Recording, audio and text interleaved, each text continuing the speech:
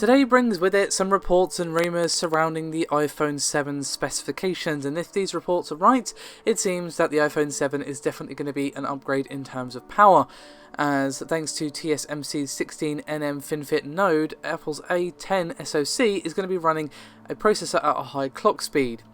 For example, in comparison, the A9 was running a dual core at 1.84 GHz, so we should be expecting a dual core again this time around, but with a dramatic increase in the processor's frequency.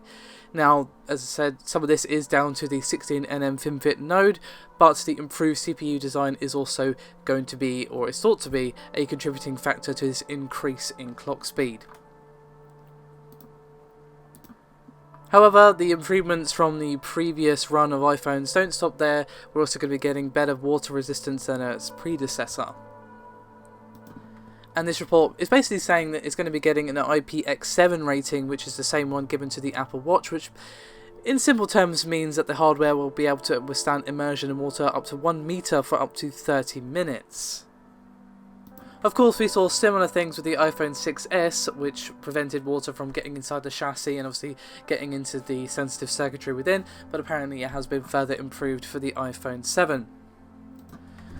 For those of you who like to dabble in a little bit of photography with your mobile phone, there's also improvements in the camera department. Apart from having an OIS chip, something that was not present in the iPhone 6s, there's also going to be a better performing sensor with a wider aperture, which will let in more light and separate the focused object from the background, which results in a shallow depth of field. Now, a less than positive thing covered in the report is also the removal of the headphone jack, which of course is something that has been floating around for quite some time.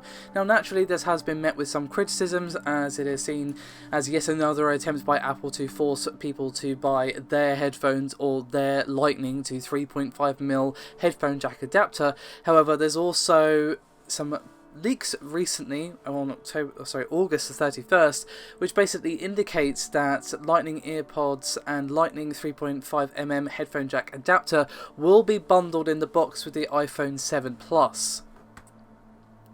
And that is down to some leaked packaging that surfaced again at the end of August. So if that's the case, it's not as bad, but that is again with the iPhone 7 Plus, which probably means that there's still going to be, hey, you need to buy new headphones that are Lightning or get an adapter because we're Apple, basically. So I definitely don't like the idea of the headphone jack removal. Yes, you can get a slimmer phone, but that obsession with slimness isn't really worth the expensive adapter when, you know, literally everything uses a 3.5mm. You know, I can use my same headphones on my phone, on my tablet, on my PC, you know, I can even plug them into my TV, you know, literally everything has that ubiquitousness in terms of that, and as far as I understand, the Lightning doesn't really give that much improvement over the 3.5mm jacks, so not overly keen, but at least they're offering some bundles. Perhaps there may even be bundles in the non-plus variation.